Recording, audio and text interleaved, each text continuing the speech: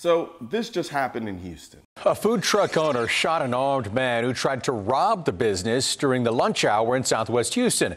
No one's in custody, and police are calling it a self-defense shooting. Houston police say around 1 o'clock this afternoon, a 23-year-old man pulled up next to the truck on Main Street near Fondren. He asked Howard's mother and uncle what kind of food they served. When they told him, he pulled out a gun. Howard's uncle shut the window to the food truck. Police say the 23-year-old got out of his car, opened the window, put his gun inside and fired, but it jammed. Howard's mother pulled out a gun of her own and shot the robber. Thank God, because she's a godly woman. That's why that gun jammed. The robber, only described as a 23-year-old man, died in the parking lot. Police called this a self-defense shooting. Howard's mother was taken to the hospital because she had a panic attack. You know how they say sometimes that life imitates art? I think this self-defense shooting may be one of those situations, because almost a year ago, Walther put out a commercial for one of their new guns called the PDPF, which is a gun they designed specifically for women, where they played out this exact same scenario in the commercial.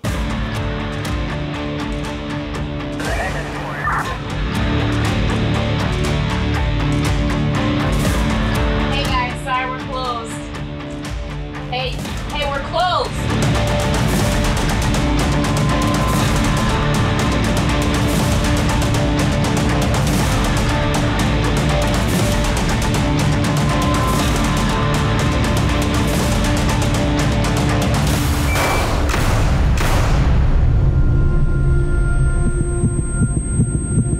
I'll admit, when I first saw the commercial, I had a thought, and I wondered, how often do food trucks really get robbed? And little did I know, it happens more times than I would have thought. Tonight, a man wanted for a string of armed robberies is behind bars. Investigators say he's responsible for holding up at least 12 food trucks at gunpoint. You see, when you sit back and really think about it, it makes sense. Food trucks more than likely are dealing with cash. There's likely very little security, and there's not really anywhere to go inside of the food truck if something happens. So the people working there are essentially trapped. But this is also why I think it shouldn't even be a question for anyone working a food truck to carry a firearm on their person. It's a slow burn, but right now the economy is getting worse and worse day by day. And as the economy goes to shit, criminals start becoming more desperate, which makes them more dangerous. They're more dangerous because a desperate criminal is like a tornado, where you don't really know where it's going to happen and how bad it'll be, because they're just randomly attacking any person they think might be an easy victim. Whereas non-desperate criminals tend to be more like hurricanes, where they're more methodical and you can almost predict what, who, and where they might try to do some criminal shit. I mean, look at this guy.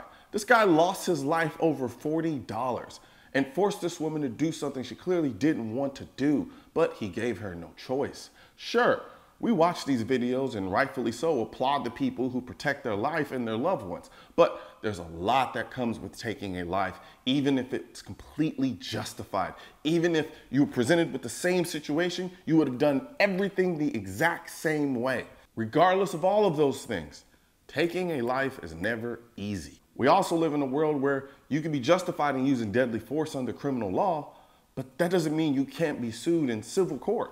It happens all of the time where a family of a criminal will sue the person who used justified deadly force to protect themselves from that said criminal in civil court. Now, I'm not sitting here and telling you that every single time this happens that they actually have a solid case and that they always win these cases. A lot of the times it's a long shot. But the problem isn't so much the fact that these are long shots and that you go into court. It's the fact that you actually have to pay to defend yourself regardless of how long a shot this is to actually win the case for that family. This is why I am always talking about getting some form of self-defense insurance through memberships such as USCCA. A USCCA membership gives you access to not only self-defense insurance, but also a wealth of knowledge and information and access to experts on the subject of self-defense and self-defense laws. So if you're interested in learning more about how to get self-defense insurance through a membership like USCCA, I put a link in the description section of this video. You know how frightening it is to think about what happens in the moments before, during, and even days after having to use your gun in self-defense? When you first start carrying a gun for protection, it can be a very scary and nerve-wracking experience, especially if you haven't gotten the education and training you need to feel confident. I've been there myself, hoping I never have to go through a self-defense shooting, which is why I'm a member of the USCCA. As a USCCA member, you can eliminate some of the stress of carrying a gun for protection by accessing the amazing wealth of firearm education, training, and current state-specific gun laws of your state or states you may travel to. This can help you be prepared for, or hopefully even avoid, a self-defense incident.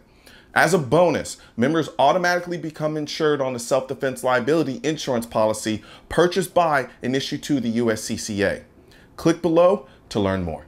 I'm sure the YouTube algorithm is going to do a phenomenal job of suppressing this message. So please share this video with as many people as you can so we can beat the algorithm and get our two-way message out to the masses.